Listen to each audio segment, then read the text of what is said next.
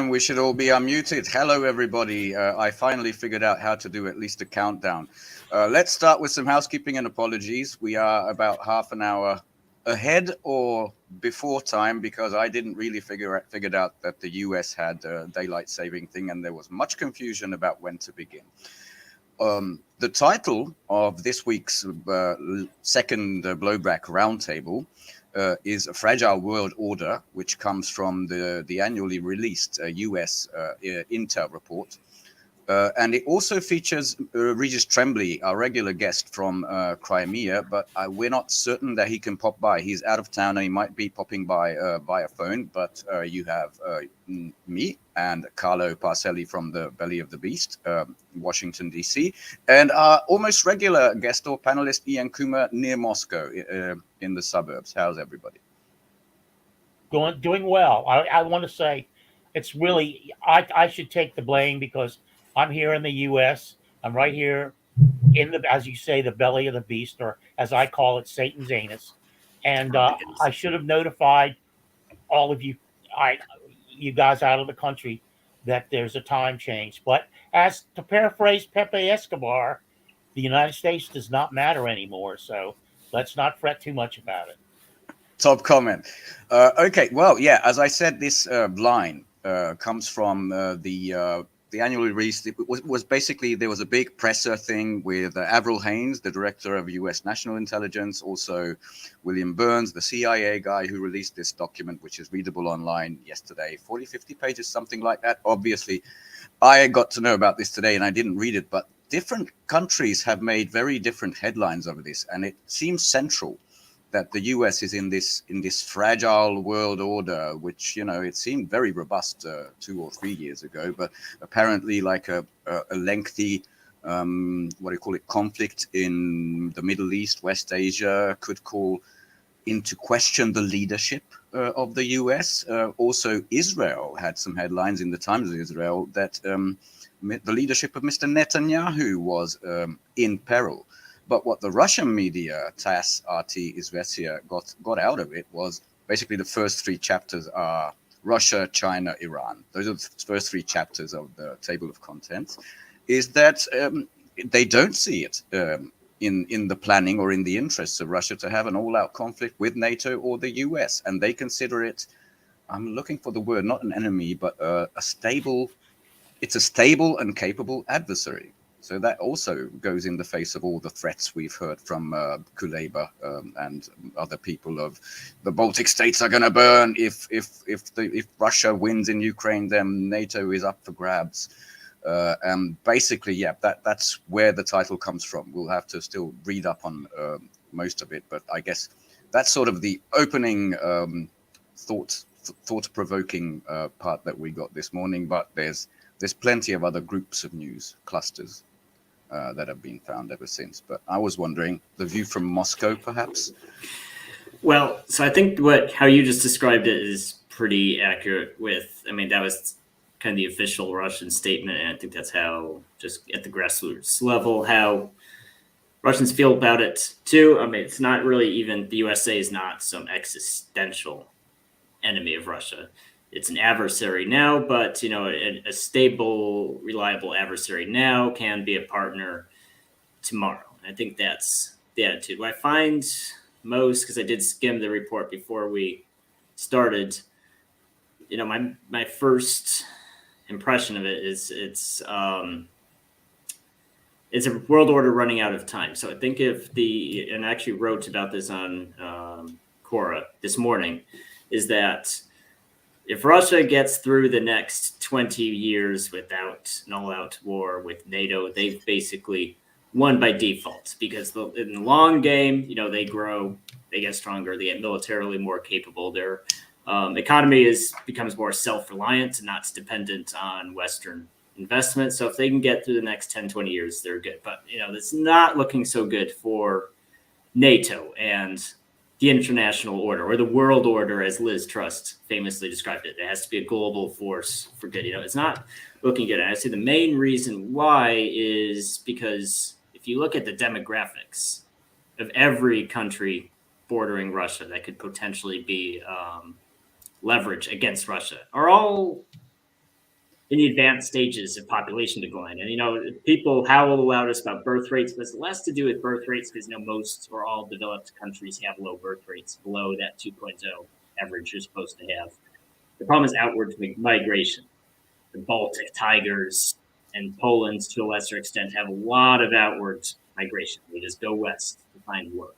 So if you want to leverage them against Russia like they did with Ukraine, they caught Ukraine in that window before it completely collapsed. But if you go another 5-10 years, who is going to be left to be cannon fodder in the Baltic states? True. Even less military age men descend. And that's so if they want to suck Russia, if they want to extend Russia, as the Rand Corporation put it. 2019, right? Right. That's the paper. That worked in Ukraine to an extent. But if they want to repeat it and they want to provoke Russia into some sort of conflict, the details of which we could only speculate about, they'd have to do it soon if they wanted to repeat it somewhere else. And if they miss that window, if Russia doesn't take the bait or just is not provoked enough or isn't threatened enough, the window will close. There'll be no neighboring country. I mean, even Japan, which they're trying to militarize more, get Japanese militarized again. Well, they're aging and also have the same problem. Who in Japan are they going to be able to send? So it's just every country that they could even conceivably use, like they used with Ukraine, just won't demographically be capable of a major war, and that's just the end. And who's willing for the final chapter of this? Well, Oscar winning, I won't say, but Oscar buying actor in Kiev, the Green Goblin, who got his from Sean Penn, right?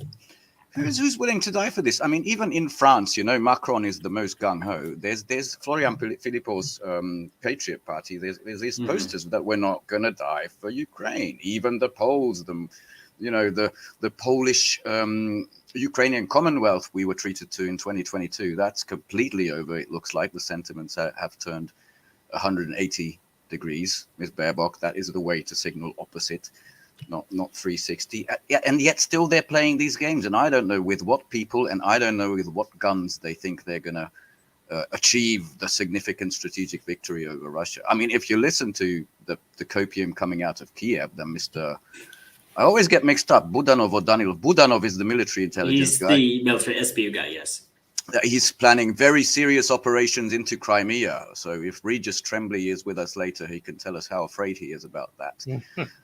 And they're doing the usual stuff. What we have today, again on Twitter, it looks annual as well, is the People's Republic of Belgorod. The Belgorod incursions by mostly Ukrainians, but the Western headlines call them Russian patriots going to liberate Russia. So some of those neo-Nazi battalions who serve Ukraine wanted to enter. And I scrambled a bunch of Russian and Ukrainian news about it. You might know better. I know that the two regions they tried to enter is Kursk and Belgorod again, apparently with quite a lot of armor, 6 or 7 tanks, according to the FSB, 1 Caesar howitzer, about 20 armored personal carriers, and pretty much all wiped out at gathering grounds and at the border. But that's not the Ukrainian copium. We're coming to liberate all of Russia again, to signal to the West we can still do something. Not sure what the thinking is, but here we are again. There's quite a bit of speculation about that, especially because right before that extended holiday period with International Women's Day, there was that press release from the U.S. diplomatic service, the embassy, for all American citizens to leave Russia. And terrorist attacks. Yes. So there's a lot of speculation if the two were related. So, and the timing is very interesting. That's the U.S. embassy put out that, especially since they said not Ukrainians but extremists. So if they're trying to market these guys as Russian freedom fighters, the two, that would make sense. It might also be coincidence. Yeah, I'm thinking. I don't have this perfectly in my head, but I think those warnings were issued for Moscow region, right? Not in the entirety of Russia. That's what it looked like, but it could be implied as it could have. Moscow was the site specifically mentioned, but they wanted Americans to leave all of Russia. And so my first thought is that the two are unrelated. And when the embassy puts out those warnings and they get plastered all over the media, that's aimed at an internal audience. Like I was just talking to my mom today, and she mentioned, there's that scary warning put out. So I think it's just, Americans back home looked at it, it's like, oh, Russia's very scary right now. So I think it's kind of is preaching to the choir as for an internal audience that Russia's scary. And it was a holiday period, so it's a coincidence because the Ukrainians saw a very big Russian holiday period, so it was a good time to try something. And the U.S. diplomatic service thought the same thing independently of the Ukrainians, so it was a good time to put out some sort of scary warning. And quite close. I'm not sure. When exactly does the election begin in Russia? I think we're close. I know it's this month. It's this week, I think. I honestly don't remember the exact date. Anyway, let's say it's close. Less than a week away. Yeah, okay. Yeah, that would be a good way in the Ukrainian mind to embarrass Putin and make him look bad by staging a large scale incursion. I do find interesting about from the Russian sources, the composition of this force that they allegedly hit was that there were no American. I didn't see any explicitly American equipment cited in it, which I think is an interesting development, because if you remember the first big Russian freedom fighter incursion into Belgorod, Bradley's, I remember that. Because it wasn't Bradley's, I don't think it was the Humvee specifically. There was American small arms and American Humvees, and there's those pictures the FSB put out of the American vehicles, and there was a big stink about that. I think there was an effect. I think the Ukrainians planned this and were essentially forbidden from using American equipment into an attempted incursion on Russia proper, outside of the disputed region. So well, I know the Caesar. That's French, right? I want to say that's French. I'm 90% sure that's French. Yes. I didn't see yet any data on which tanks or which armored personnel carriers were used, but it would be interesting to have a full Francois incursion, wouldn't it? Yes. Especially with the headlines going around. If we saw Bradley's or Abrams, I'm sure they would have mentioned them specifically. So we could be mistaken because they just said tanks, and they didn't specify that level of detail. But I'm suspecting there were not any American origin vehicles in this one. Just because they don't want to further, because I think that's logical too. Because since American aid is already kind of on the wire, they're scared of losing further American aid and having that kind of scandal of American equipment was caught in Russia again. That could really tip it in the Republicans' favor to just stop. Plus, the recent tank duel, I think, made public by the Russian Foreign Ministry, which is rare. Between not even the latest Russian tank T-72, maybe? It was a T-72B something. Right. Yeah. First shot taken out an Abrams. That's a very bad optical thing. And apparently the same is happening to the famous Challengers from Great Britain. And it was funny to see there was this Sun, for the Sun, which is a UK tabloid. There was this group of people going over there to show, look, the famous British sniping tank that takes out stuff from 4.5 kilometers away, gets stuck in the mud like in the first 10 minutes, and they had to put out that video. It's available. Not looking so good. I've seen reports. This is Telegram. Not sure if it's real that they actually want those brought back from the front lines. So I don't know. Everything is going to be brought back from the front lines, because from what I can see by the published footage, the Patriots are being hunted in the front line. So are all the mobile howitzers, SAMP-T, hell of a way to say it, which is the French one, the Iris-T air defense. I mean, even forcing them to be deployed that far out, not around Kiev as intended by the West, is very interesting. Apparently huge losses. Now, in this news, there was very interesting stuff about arms and ammunition. It seems like they're coping to the fact that Russia can outproduce NATO and the US by 3-1. Yeah, I think last year it was 6 or 7-1, but basically now that was a CNN exclusive, and it's only to do with shells. Also, like a 1-6 price advantage on the Russian side. So I think it's very interesting to see at least some admission that a protracted war of attrition, which this is basically unwinnable.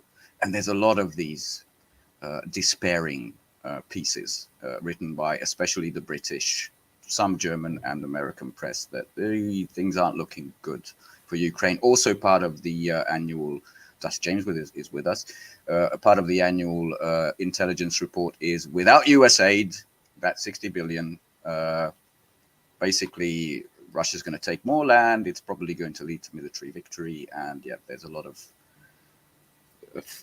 what to do with this conversations going on around I want to say that I think we've been suffering, basically a 30-year case of Gulf War syndrome. For people watching the show who don't know, Gulf War syndrome was a catch-all term for unexplainable illnesses of American soldiers who participated in the Gulf War with Saddam. There were a lot of speculations, exposure to hazardous substances. So I want to say that in general, culturally, we suffered from Gulf War syndrome because it started this whole mythology that, all of the fear in the Cold War was unfounded. Russian tanks versus American tanks. The American tanks would easily win, like they did with Saddam, because he had I want to talk about that equipment. And a lot of it was exaggerated to begin with because Saddam did have export model T-72s. However, most of those were destroyed already by the Iranians. What he had left and what he sent into Kuwait was mostly those T-55. And you're talking a 40-year gap between what the U.S. was using and what Saddam had. So that whole mythology.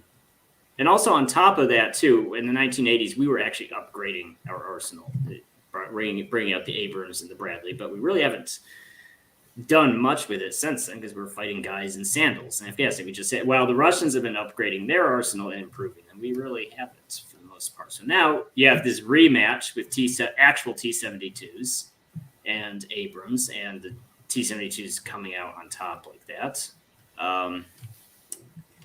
It's not good for optics, as you said. This is what I hear. Some friends of mine in Europe say, well, the US sent their old junk, not the new cutting edge stuff. And I keep telling them, the Patriot air defense system is the staple. It is the air defense system that is currently supposedly the best in the West. The M1 Abrams is the main battle tank, the same as the Leo in Germany, which had one predecessor. I recently read about this, and I don't know it out of hand, but a West German US cooperation that kind of failed to produce a tank because they couldn't agree on material disagreements. So they went their different ways and produced the same sort of tank in different places, and they stopped. 50 years ago, they stopped while the Russians didn't. And this is really coming back to bite them. I mean, the F-16s that now apparently they're going to send 6. Because it's complex to send them. That's something I also read from CNN. They're going to send 6. Same period. It's a 1970s jet. They're not sending the 5th generation amazing F-13, which kind of every 2 weeks is a story about it crashing or breaking. Very expensive. Even the F-16s, they call diva jets, but they say that because of the landing strips. But still, what the Russians said, I wish I had the clip. I'll pass it over to you and see if you can find it. The problem with it, of course, I see this all the time when I post stuff online, and if the trolls in the comments saying, well, if the F-35 went, well, the problem is the F-16 is a battle tested and it has a deserved good reputation. The F-16, the F-35 does not. It still has zero kills. Even that Chinese balloon that was shot down by an F-22. Not even the F-35. The Virgin F-22 at the time. Yes. That was the first. So even the F-22 with its own extremely troubled production history has one up on the F-35. And as far as the excuse that, the good Abrams haven't been sent to Ukraine, well, the problem is that even the newest A2 Abrams, that's the U.S. Army uses for itself, and those vaunted depleted uranium modules, and those are in the front armor. So the kills that we have seen, the hits, the trussel, the hits to the turrets, would have doomed the A2 just as much as the A1. It makes no difference what model. Sorry, I didn't mean to bring that in. No problem. You probably know this video. Carlo might have something to say before that. I just wanted to add that Max Blumenthal just won the Pierre Sprey Award. Congrats to Max. And Pierre Sprey and Aaron Monte won it the year before. And Pierre Sprey, he backs up what Ian is saying. Let me be clear. He was an engineer that worked on the F-15, the F-16, the F-35, and I went to his house for a recording session of his Maple Shade recording studio.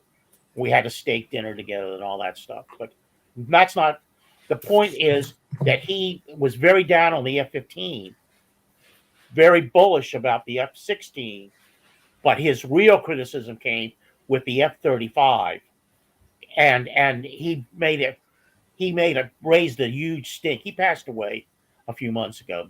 Maybe a year ago. He made a real stink about the F-35 and its ineffectiveness. I don't know nothing about aeronautics and all of that, but what he said, and he was obviously an authority because his responsibility was for the shape and the skin of the plane to give it its stealth quality that it would avoid radar. And he says the way it went was just a piece of multi-million-dollar junk. Yeah. So within the production, there's problems, and I think we might transition soon to another story which concerns Boeing at some point. But I think this video is worth sharing, even without English subtitles, which I can show. Just take a listen to an average Russian soldier giving a short, 1 minute and 35 seconds, description of the fabled NATO weapons, which I think is topical here. Вот примерно на войне, нахуй, ебаный рот.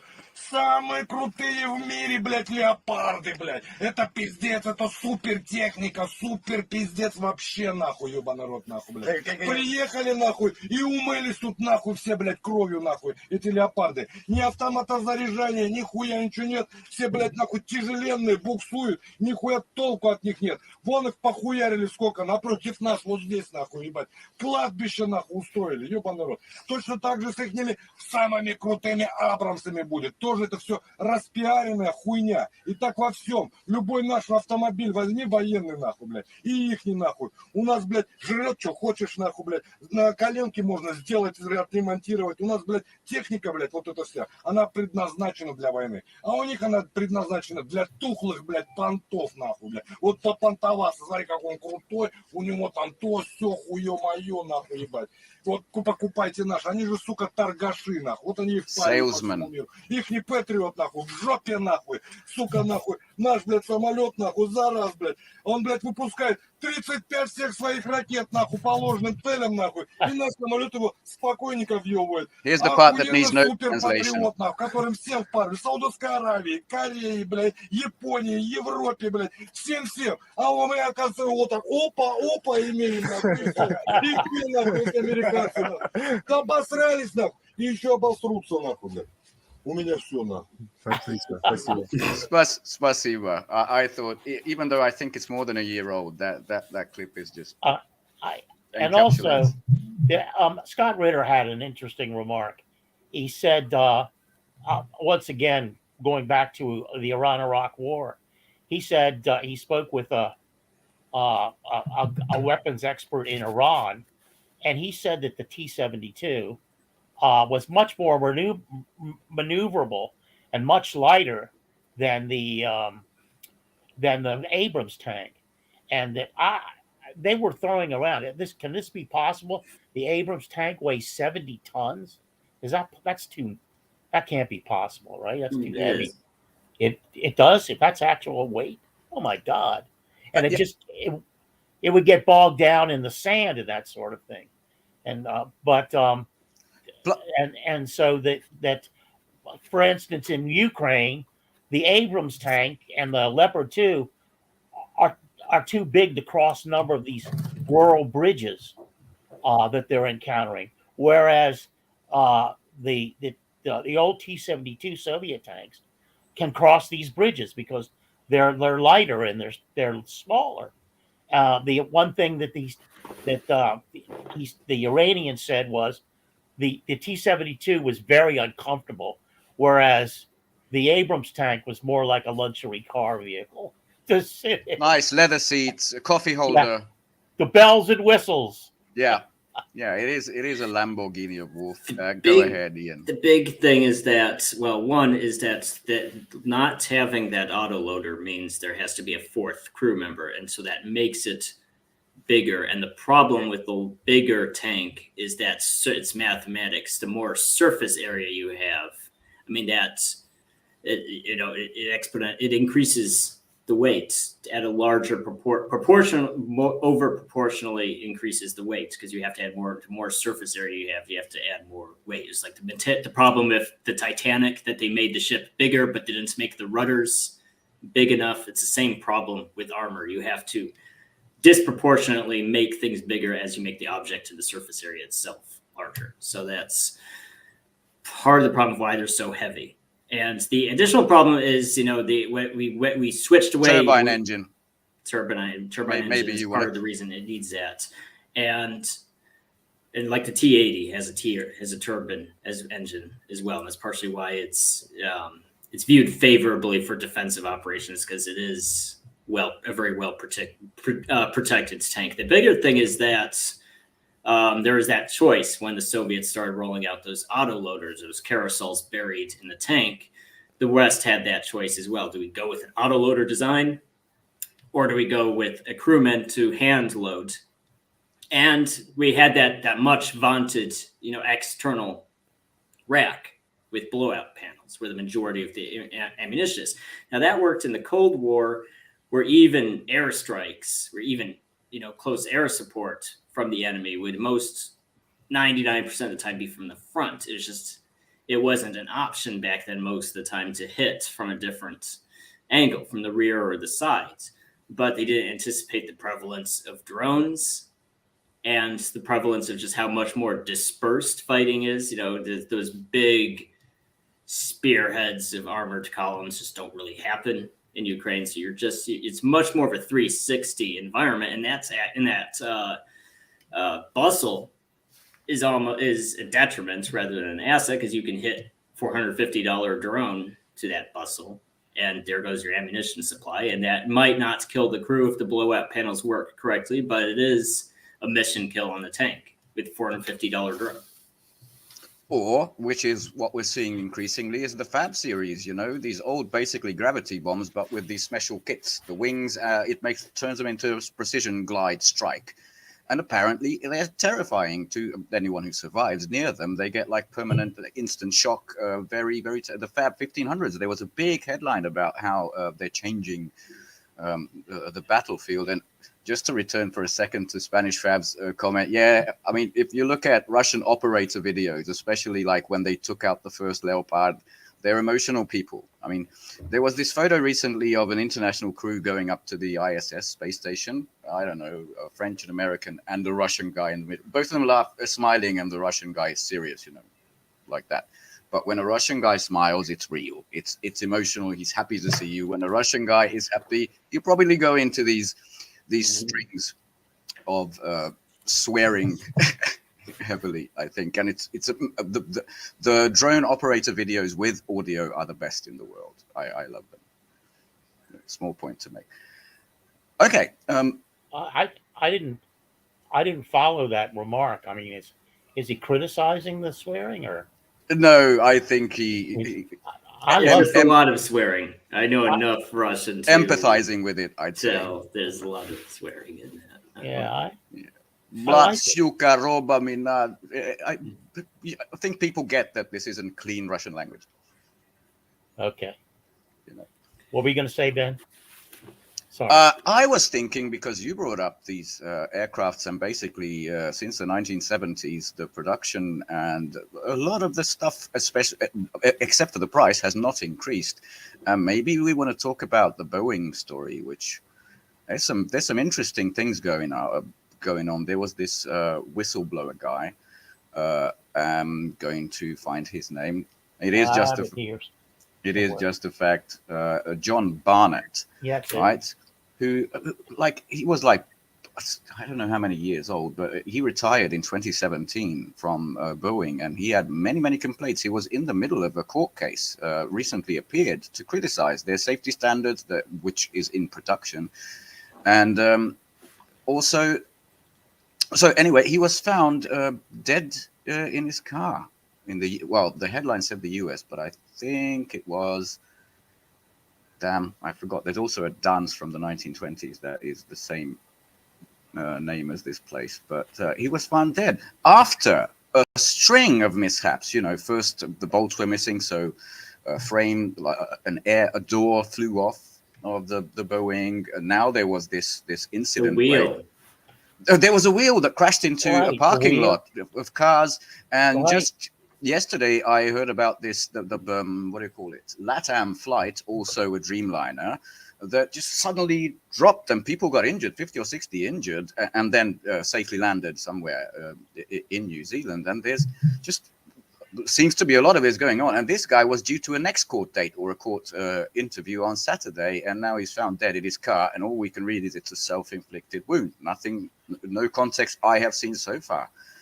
Can you imagine if a guy in Russia who was set to appear in court against a Russian aviation manufacturer in a big court case and just turned up dead of a self-inflicted wound, shot twice in the back of the head kind of deal, like that? That's the only story we would hear about 24/7. We have a case study. The EU named sanctions after Navalny because it was Putin. They know it was Putin from day one. It was Putin killed him. They know it. They don't know who blew up the Nord Stream, but they know who killed. Like in North Siberia somewhere, they know who killed Navalny. He was Karen Silkwooded.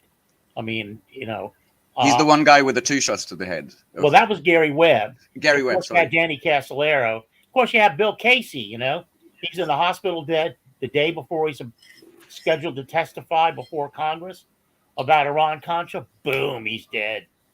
So,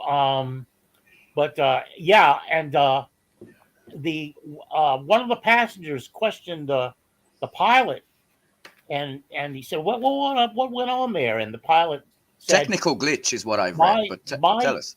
My instruments went out. They went black for a period of time, and that evidently caused a rapid descent to the plane, which not scary at all, is it? The ceiling of the plane, injured 50 people. So, and he said, fortunately, they came back on.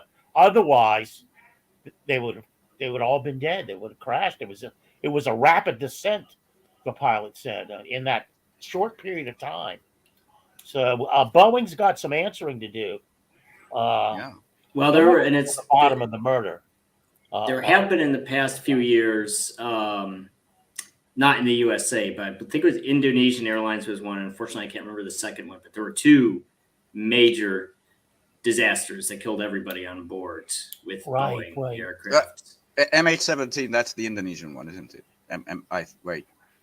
Forget it. I said something. I'm not clear on this either, but go ahead. So there were 2 major tragedies. Well, there have been a couple of, these are all close calls. And I think, I don't want to stereotype here, but the American airlines probably have a better standard of inspections before flights than certain other developing countries where they might just miss one of those things and not ground the aircraft, which causes it to fatally crash like that. So I think it's just my point is that it's just at this point dumb luck that the USA or a European country using Boeing aircraft has not had a major disaster. So everybody's just kind of sleep and complacent about it. It's like, as long as it's one of those, they don't really care when it's one of those countries that has a big tragedy, but it's only a matter of time before, if it's not addressed before it happens to us as well.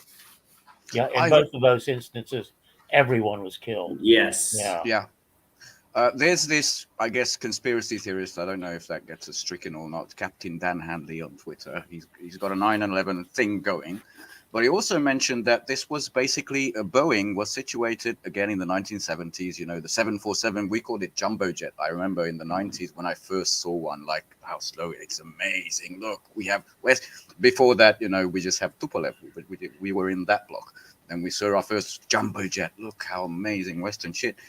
And he said it transitioned from the north. I forget which state, but I remember the state where this guy was found, which is the same as the Charleston, same as the dance in the 1920s, Charleston. But it transferred to the south, where union laws are very lax. So they were experienced engineers in the union in the north, and they went to the south where there were much weaker protections. And interestingly, like the next day or the day before, I'm not sure, but I watched a short video, but Al Jazeera, so a Qatari investigation, what do you call it, undercover investigation of this manufacturing process. And a whole lot of the people said, like, I'm going to whip this out of my ass, but maybe 13 out of 15 said I wouldn't fly one of these, just based on what I've seen down here. And apparently there was a lot of substance abuse going on the assembly line as well. Worth checking up. But yeah, bad weather for Boeing.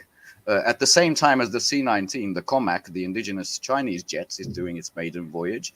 What Sukhoi Superjet 100, the Russian version, has already had its maiden flight. You know, I don't think the duopoly, you know, Coca-Cola, Pepsi, it's the same with Boeing and Airbus, the French version. I think it's also under challenge, you know, but it's a very odd string. It's an unfortunate. Well, it's the way U.S. labor is organized. So there are industries, and it almost doesn't matter which industry it is, whether it's coal or aviation, you know, regardless. You have this system where some shops are unionized and some are not. And it's differentiated by states usually. So what happens is, since there's a finite number of slots in a unionized workplace, what happens is that's the new people, those entry-level people who want to cut their teeth and build up a resume so they can eventually get into a union shop, will go to those non-union shops. So one, you have people who are much less experienced, and of course, more problems, because of course, if you eventually get to that point in your career, you realize you're just not going to progress, that you'll stop caring, do drugs or whatever. We're talking, you know, precision aviation. It's life and death stuff. It's the same if you look at the major, like in the coal industry in the USA. If you look at like all of the major, like every single one of the major catastrophes and loss of life in the coal industry in the USA was in non-union shops. I'm sure that's true in aviation as well. If you look at these mishaps and where those planes originated from, it's probably the same story. Those non-union work for hire states. I'm not sure if South Carolina, where Charlton is it a Carl? Do you know if it's a right to work state? I'm not sure. I'm not sure. It probably is. Most red states are. Yeah, I will say that my daughter works for the UAW, the United Auto Workers, and we were just talking one night, and I brought up how brutal that work is on an assembly line. And she said yes, and she just backed up everything Ian's talking about, where you guys are talking about drug abuse, you know, people that are not stable working on the line and that sort of thing. She had about 5 or 6 different categories, and because it's very monotonous and brutal work working on an assembly line or working on any factory floor. So I imagine inspecting planes has the same sort of repetitive aspect to it that's mind numbing. I've done a little bit of that, and it's mind numbing. It's not fun. Oh, I only had experience in a local glove factory. Box to box, that sort of very monotonic, very soul killing. I worked the night crew in a printing plant, and that was dreadful. I just, you know, the rump shift, the late shift, 12 to 8. So it was awful. It's just interesting, hooking back to the military side of things, that they're also planning these smart little drones, fighter drones. So not just bombing and anything, fighter drones, which is Boeing is involved, as well as Raytheon, Lockheed, I think 3 or 4 of the big MIC companies against Russia and China. And it looks to me obvious that it's for pricing purposes. market forces. That's how the US goes, because they're about the 10th of the price of the F-35 and way less than that when you compare it like the B-2 stealth bomber. And yeah, I'm wondering how are those going to perform coming from Boeing, but it might be a different wing of production. But it's interesting that we're going to see those fighter drones. I mean, I remember when I was a kid and go to the aviation museums, they're talking about the fighter drones of the future. We're not even going to have pilots anymore. Still hasn't happened yet. China has them. These are the fighter drones, actually for air. Yeah. Yeah, they accompany actual piloted aircraft, but they have them. They have a wide range of them. Well, I've read that Boeing teamed up with McDonnell Douglas, and they are strictly a military manufacturer. And when that occurred, the quality of Boeing's civil aviation fleet, the airliners, went way down. Oh, because I see. of pressure from McDonnell Douglas to cut corners. So I just wanted to toss that in, throw Boeing a bone here because its name is up front, but McDonnell Douglas is right behind the curtain. So calling the shots in a lot of ways. What's interesting in the drone department is the introduction of completely autonomous drones, which apparently have seen some exposure in Ukraine. The advantage of an autonomous drone, if you can get it to work correctly and do basic target acquisition without a human operator, the big advantage that brings to the table is that it can't be jammed because it's not.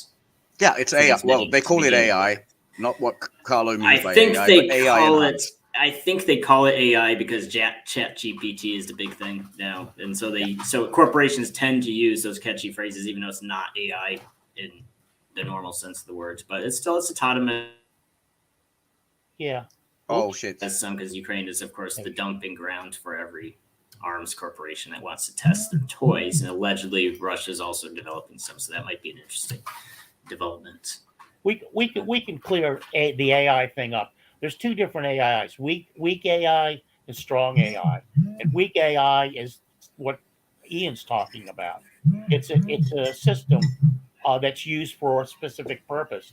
Strong AI is an attempt to mimic human nature. For lack of a better phrase. Which we will discuss once. I think is impossible, but Carlo can make a very good case for how it's possible and threatening us. On another occasion. Yeah. I was wondering, Regis is still not with us. I'm ready to add him to the conversation at any point if he should join us. But at the height of this, military losses, trying to do symbolic victories by incursions and losing more gear, losing the top gear that they got from the West. The Pope had the audacity to call for, I think it was, and I don't know if this is an Italian thing, the white flag of strength. I don't know if that's that's different meaning in Italy. And all of the usual suspects went into blind rage, and that comes from Anne Applebaum's Paul Toy, Mr. Sikorsky, Mr. Rinkevich, one of the three Baltic midgets went mad, as well as Zelensky, as well as Kuleba, about no, we cannot have peace with these people. They even rejected Mr. Erdogan's proposal to have a peace summit with Russia present, just Russia present, saying, no, we cannot talk to these people. And that's why my secondary title would have had Vatnikan in it, because it's got trending again, because apparently now the Pope is horrible Putinista, Vatnik, Muscovite swine, because he dared to do this. And even the Vatican's diplomatic corps itself is in a defensive mode against the accusations, similar to Fico and Orban in Hungary. But it just turned into a shit show, like over the weekend. This one small statement from His Holiness the Pontiff. And I really enjoyed the madness behind it. I don't know if you want to have some thoughts on that, or I should bring in something I read over the weekend, which to me was the most memorable, that kind of explains some of the Western leaders, I suppose, psychology at this point. Let's have a very quick read. I haven't heard of this man before. It's not Bremer from the military industrial complex, but an academic, Michael Brenner. And the West Reckoning. There was another one, by the way, by David Sachs, which said how Russia survived the sanction, and the opposite of what we expected happened. But this goes into more the leadership, and I'm just going to quickly read this first part of it. Like, Western leaders are experiencing two stunning events: defeat in Ukraine, genocide in Palestine. The first is humiliating, the other is shameful, yet they feel no humiliation or shame.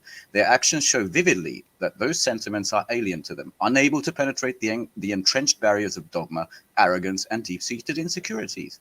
The last are personal as well as political, and therein lies a puzzle. There's more of this. It's an excellent article, which should have been broadcast everywhere. But I want to say there was a follow-up article by Thomas Fazi, a fantastic either strong left-leaning or communist author from Italy. He's fantastic. Give him a follow. He's both on Substack and on Twitter, who went into the psychology of Western leaders who had all of this, we are the exceptional people, not just the US, but also Europeans, and we can't lose, we can't be responsible for bad things. And he said that's clinical psychopathy. And he renamed the oligarchic system, because it's in service to oligarchy, the pathogarchy. So Thomas Fazi, congratulations, if ever you watch this, that you coined that really cool phrase. That's why they're retreating into all sorts of fantasy, exchanging some Taurus missiles with some Storm Shadows, and then we send it in, and then Russia won't know it's from Germany, or sending troops, not sending troops, Mr. Macron's weird fantasies of getting the Baltic midgets aboard for some sort of incursion and saving Project Ukraine. What's most interesting to me in at least the last couple of months, this year, let's say, is this Western absolute hysterics, like headless chicken is what I say they are at the moment, when the US seems basically washing their hands and saying, this isn't our project, thanks very much. There's been a lot of those articles as well. I mean, one senator, I can't recall his name, he said, you can either have the US in NATO or you can have Ukraine. You just can't have both. I mean, they're restructuring the aid to Ukraine to become a loan. That's the best sign of we're out. So everybody is running to Washington. Meloni was there recently. I think Mr. Duda, the president of Poland, is there. Come on, please don't give more aid to Ukraine, because they're in an absolute panic. I thought maybe I can talk about the psychology a little bit. Yes, please. If you look up the definition in DSMD, whatever it is called, the official psychiatric guidebook, I would say. What's psychopathy say? It has about 8 categories, and these people fit them all. Now, if you in that mindset, even when people die on their behalf, that boosts their ego. I mean, the more people that they can control in these different ways, boost their ego. I remember what you're saying made me think of Herman Kahn, who he wrote a book called On Thermonuclear War, and he went around the country trying to convince Americans at all these gatherings he would have at different different local gathering places, like the Moose Lodge or the Lions Club or something, and he would try to convince people that it was worth nuking the Russians back in the 50s or in the early 60s, because the Churchill plan, right? 10% of the people or 30% of Americans would survive, and he was trying to convince people of this, and he wasn't very effective, thank God, but that was his job, and he was so egotistical about it, and when he talked to the average citizen, he talked down to them. So they were no more than a calculation for him. I think he calculated something like, well, Rosalie knows this better than I do, but like for every death if you using a thermonuclear weapon, it only costs like 1.4 cents to kill the person. That kind of analysis.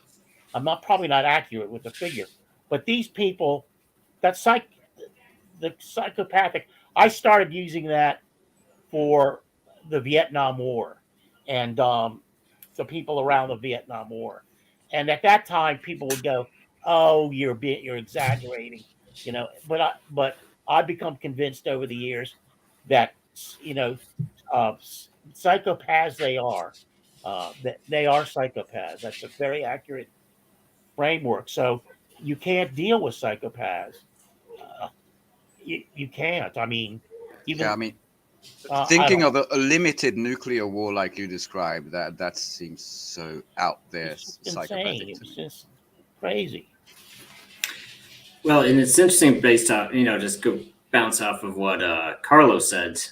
For a very long time, nuclear weapons were considered a tactical weapon. MacArthur wanted to use them in Korea. The Air Force wanted to use them in Vietnam.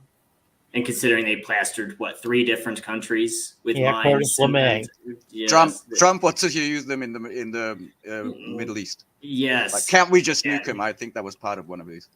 But the difference between Trump and Air Force guys is that Trump is a child, and these Air Force guys should know better, unfortunately. So, but and speaking of Trump, I'll bring up, I'll contrast that with my own experience. I remember this was late 2015, before the election.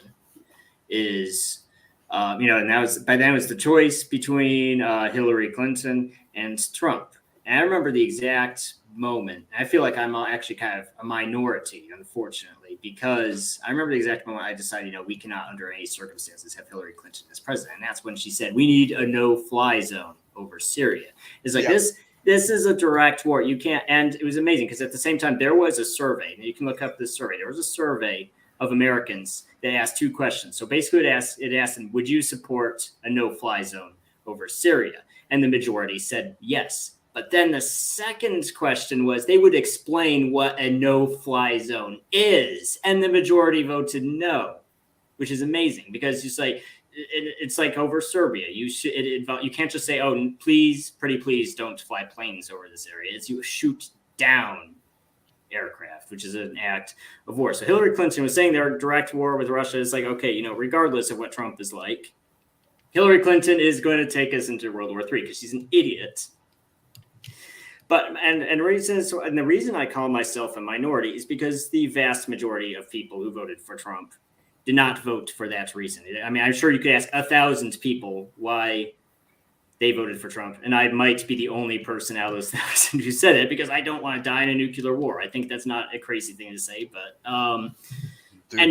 so my problem with Republicans right now is that, yes, on this issue, broken clock is right twice a day. They're right not supporting Ukraine, but for the wrong reasons. You ask Republicans, why do you not support? Oh, because we're sending them money. Oh, the poor money, our money. They'll but it's like, that's, you could be upset about 500,000 people who've died so far. You could be upset by the fact that this might trigger a nuclear war. You could be upset about, it does. Oh, damn. Well, I thought it was another freeze, but we might have lost him for a second. I hope he will be back. I will add him back instantly if he appears. God. Just to expand on what he was saying, it's like I talked about last time. A reporter, obviously from CNN or someplace like that, when I asked a crowd waiting for a Trump rally, whether they supported, how they felt about the Ukraine war, and they said, well, we don't want to send any more money to a person. Not one of them, like I said, knew about the Maidan coup or the shelling of the Donbass. And thank goodness Ian is back, so he can. Yes, I think that was the deep state, listening and coming after me for saying that. But what I was saying though is that and that. But so it's all for the wrong, and combined with that, because when you're just upset about money, it's like being upset. Oh, I forgot to unsubscribe from that streaming service I don't use and got charged an extra $15 this month. That's so it's like your net. So it's like this war in Ukraine is on the same level of concern as, your Netflix bill.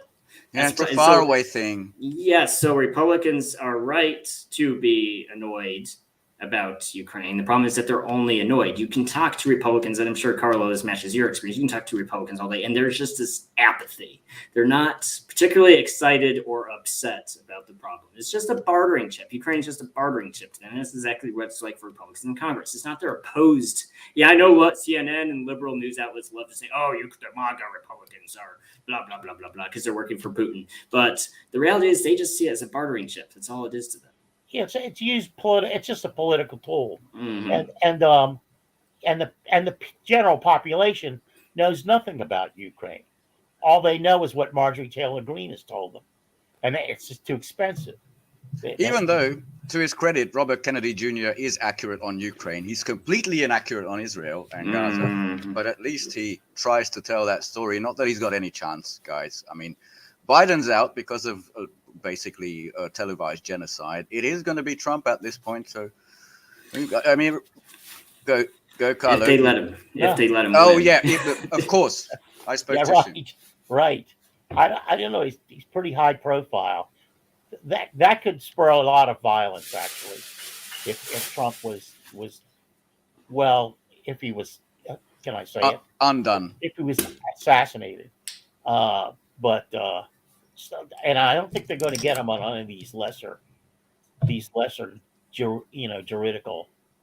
I think Trump as a martyr is worse than Trump himself, because Trump as a martyr can be whatever you want him to be, but when you have real True. Trump, you have an idiot. So Yeah, you can imagine true. you can imagine Trump however you want when he's a martyr. And just to follow up a little on that, so Elon Musk visits Trump, and Elon Musk has a lot of money, and Trump needs a lot of money. And I'm very curious.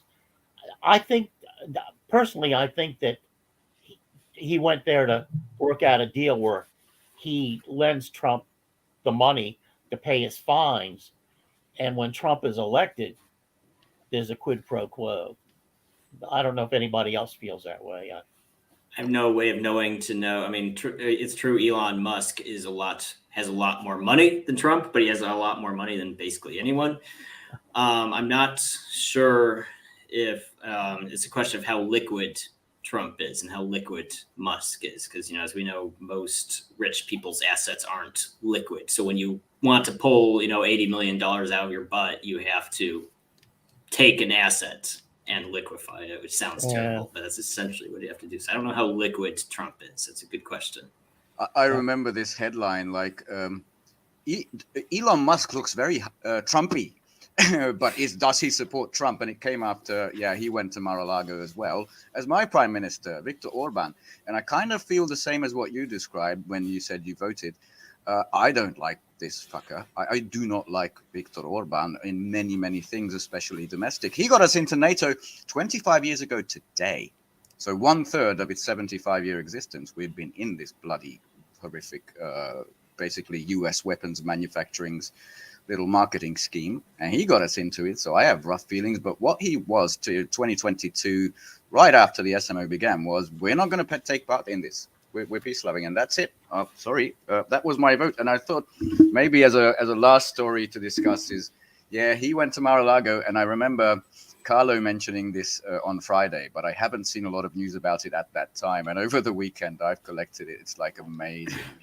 Like Trump 2.0, the second term, he's going to learn from Orban how to dismantle democracy, how to get rid of the opposition groups. They refer to his Sovereignty Protection Bureau, in which US, for example, US money cannot buy politicians or advertising in Hungary, which is a great thing. But also Fico is now, who is the prime minister of Slovakia. He is now looking at the homework from Orban, isolate them. And one of the best things to happen for the worst reasons, like Ian said, is right now there's been a motion passed that some European MEPs, the members of European Parliament, are suing Ursula's commission, not because of anything else, but the rule of law is not compatible with sending 10 billion euros to Hungary. That's why she's going to get into legal trouble, because she released funds to Hungary. It's all out. The two bad guys, Fico and Orban, and Trump. It looks like, attached by the umbilical. Got a whole lot of absolute hysterical headlines. The end of democracy, authoritarianism, all that you can imagine. Go ahead, Carlo. I see you're bursting. You can't dismantle what doesn't exist. That's a fair point too. And I had another point to make about that, but right. Well, I'll make it at the end. Let's go back into the history here. When Joe Kennedy bought Richard Daley and the Chicago Machine, and Illinois went for his son Jack, that was a huge scandal. And I don't know why I'm actually bringing it up, but that was the way that elections. Trump in a sense and his people were right. The election was rigged, but they never could figure out how, and the way it was rigged. Well, we'll never know the details. I don't know why I brought that up, but I wanted to ask Ben a question.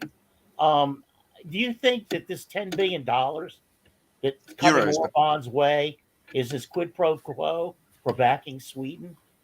I don't think that's the case. I think it's for backing the 50 billion for 4 years to Ukraine. Yeah, I think that was part of that deal. For Sweden, what we got was a promise of a bunch of Gripens, Swedish aircraft that never actually had an air win, but they apparently in practice, what do you call them? These drills, they marked, as in if in real combat they shot down like 5 F-16s. That's their performance. That's what we're getting in exchange for letting Sweden in, after Finland. Here's the thing about NATO, which I've been thinking about, especially after Finland and now Sweden are in it. The question is NATO a serious military bloc? Is it a serious alliance, or is it a social club? Because I have to put myself in the shoes of these world leaders, right? So if you're thinking, okay, this is a country that I could potentially get sucked into a war over something stupid they did, right? You're going to be really careful who you let into that club.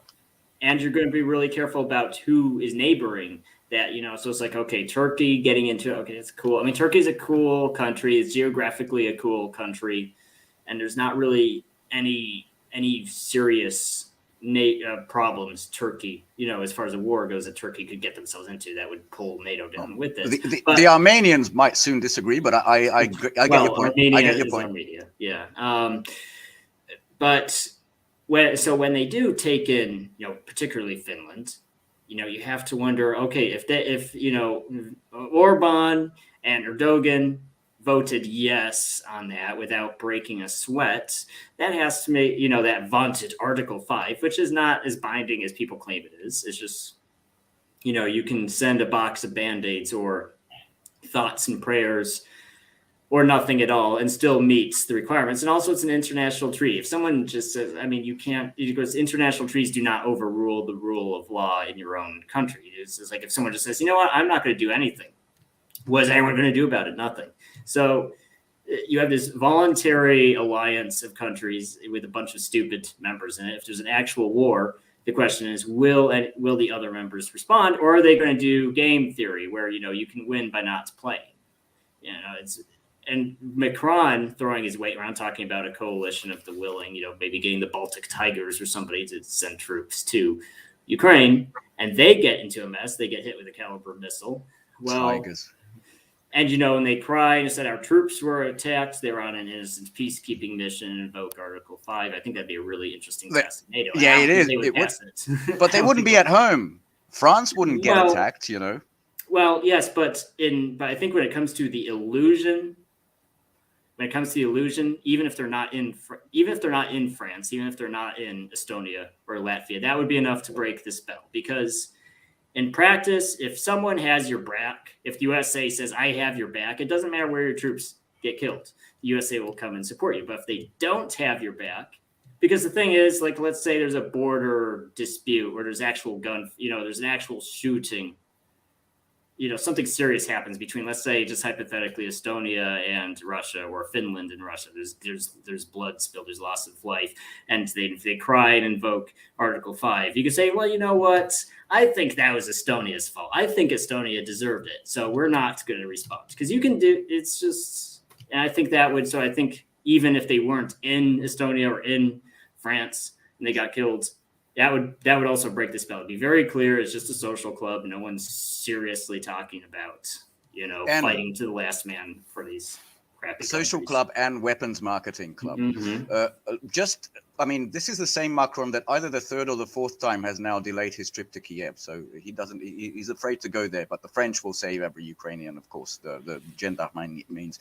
And when you talk about the Latvians, I brought it up, well, not the three Baltic townships masquerading as countries. I wanted you to see this. This was 3 days ago, and all the comments are extremely, extremely based. They are commemorating the goddamn bombing by the Red Army of Tallinn, Estonia, 80 years ago to the day 3 days ago. I wonder who occupied Tallinn at the time. I wonder if they remember, because all they talk about is Russia can't change. Look at what they're doing. They're going to do it again. It was occupied by the goddamn Nazis, and it gets pointed out, after the stream, by basically every comment. Like, okay, why are Russians bombing us? Right. Thank you for showing your true colors. And you get into bed with these mad people who, since 1990, have been absolutely anti-commie, but then also anti-Russian in their education, in their tearing down of monuments, in their erasing of their history. And you get these trigger-happy little yimps in there. Yeah, you can have some unexpected situations.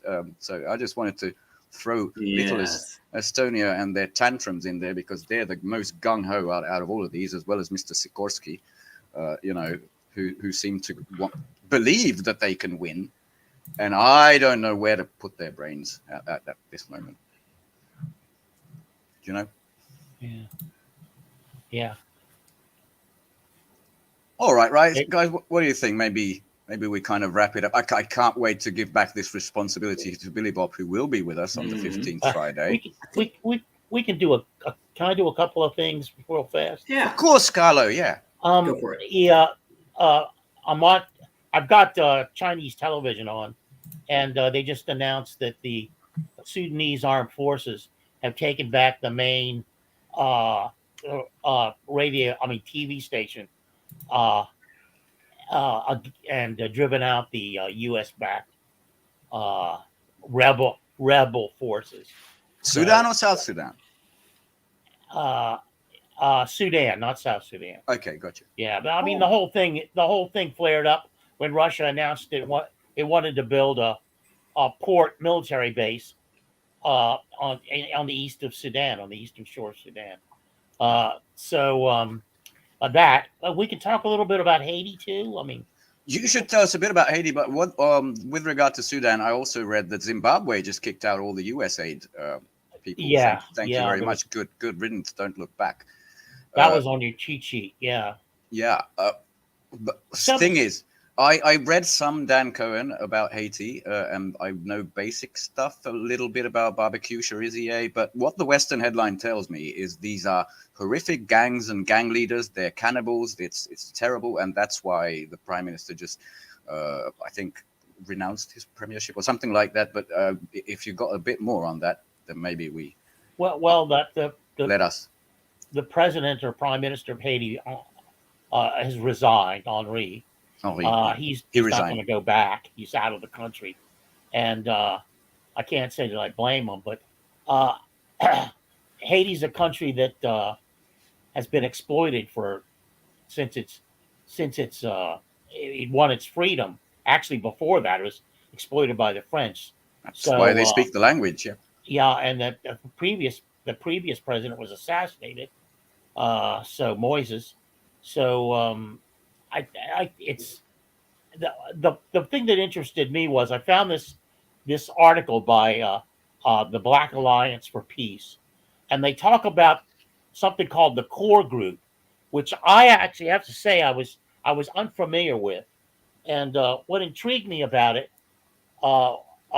was that it's a UN mandated group of 9 individual countries or groupings, institutions, and it's uh, they control Haiti.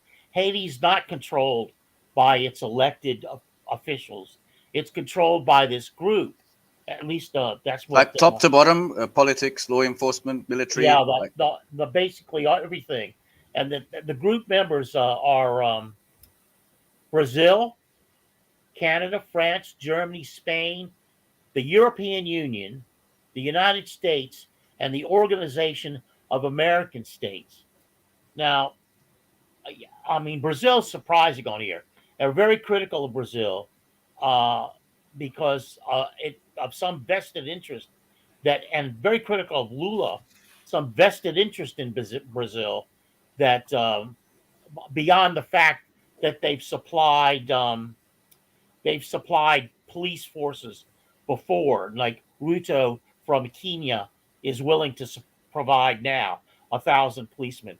That I can't imagine the revenues coming from that would influence Lula that much that he would be that anxious to stay in Haiti. But apparently he's under criticism. You can understand the other countries and especially the OAS, the Organization of American States, because it's run. The guy's name. that's a U.S. umbrella, absolutely. Yeah, he's a right wing ninny fanatic, and it's just intriguing to me that that this core group exists at all, and I thought it was worthwhile mentioning it. The Black Alliance for Peace put out this article, and they operate here, right here in Washington D.C. And I thought I'd mention that. And the last thing I wanted to mention was my favorite rabbi, and my favorite it's his name is Rabbi Not Shmuley. Israel David Weiss, or Weiss, however you want to pronounce it. And he's been going around the talk show circuit, and he's talking about how he hates the Zionists. He despises them and thinks they must leave. They must leave Palestine, Israel. They must leave the region because, as he's demonstrated time and time again in these interviews, the Arabs and the Jews lived in peace before the Zionists got there, and that the Arabs actually took Jews in and allowed them to live there in not under a Zionist rubric, but under a religious rubric, and that he doesn't consider the Zionists even Jews. They're not religious. They're in any kind of meaningful way, and that goes for rabbis that are calling for the extermination of the Gazans. So he's my hero. He's my hero right now. I admire him a great deal for his courage and his principled stance. Rabbi Weiss. I have to look it up. Another Rabbi, group. yeah, Weiss. Yep, another group called Torah Judaism. I see them organizing pretty big protests in the U.S. Are very anti-Zionist Jews, which we could use a lot more of nowadays because it's so ridiculous. Just going to paraphrase a little bit what Sir Alistair Crook, the amazingly soft-spoken British diplomat, told the Judge Napolitano's show.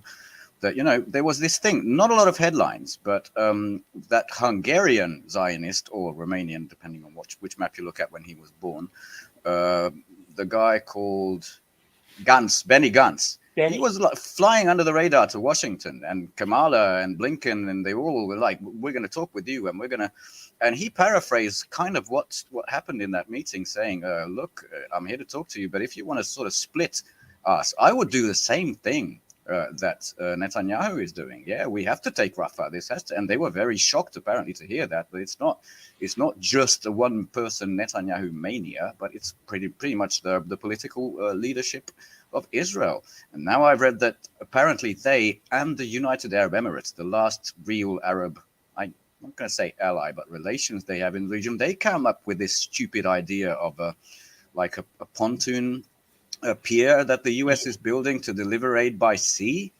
You know, listen to the South African Foreign Minister Naledi Pandor, who said, from this moment on, the force that was given to Israel by its sponsors in Europe and in the US, that should be used to just open up Rafah, the gate city between Europe and Gaza, and just send all that aid in. It's right there. And they're dropping this shit from the sky, which is like worth 3 trucks load. And sometimes they kill people because they malfunction. It's just, yeah, I wish this wasn't near the end of the show because this could get me a bit worked up. But it's just ridiculous and horrific what's going out there. So shout out to Torah Judaism and Rabbi Weiss on the subject. I mean, I hope it ends sooner rather than later, but what mostly I feel when I look at these disagreements, you know, Biden's going to make it conditional to send weapons if Netanyahu attacks Rafah. He's going to make it conditional. That's a reprimand. That's a red line. No, it isn't. It never was. No. Yeah. No, I mean, the United States is cheering Israel on. Official Washington behind the scenes. It's knee deep in this. Make no bones about it. Yeah. They're cheering them on. They're disgusting people. They really are. I mean, I have some firsthand anecdotes, but I probably shouldn't talk about them. But my encounters with some of them. I just don't know how stupid they think we are when they say, you know, Mr. Biden's going to talk down to him. He's going to have a come to Jesus. I don't know what that come to Jesus talk with Netanyahu, and he's going to draw red lines. Like, come on, man. Like, well, where is he going to have it now that all the Christian churches in Palestine have been destroyed? I mean, and you know, it's like you said, you know, if they could just break the blockade. I mean, it's already conditional, and Biden could just threaten to stop all the military aid, and Israel would not have a choice. They would either cooperate or run out of bombs. It's like a number of commentators have pointed out, Biden could stop the genocide right now. This morning, he could make a phone call, say, that's it, Netanyahu, nothing else is coming in. Not a dollar, not a bomb. For you. Goodbye. Nice knowing you. Well, you know, Democrats love to bring out, you know, Republicans, the party of Reagan, have fallen short of Reagan. They love to say that. Well, it's so bipartisan, isn't it? If anything, this is bipartisan. Go. Well, it's insane. Biden has surpassed Reagan because even Reagan made that phone call to Israel, told him to stop when he was president. So when Biden's gone farther than Reagan, that's quite the achievement. Yeah. And both of them needed somebody basically to tell them what to do. I mean, Reagan didn't make any of his own decisions. He didn't know. They cringed when he went off script. Same thing with Biden. And the word cringe didn't yet exist. Dementia. When I'll tell one funny story.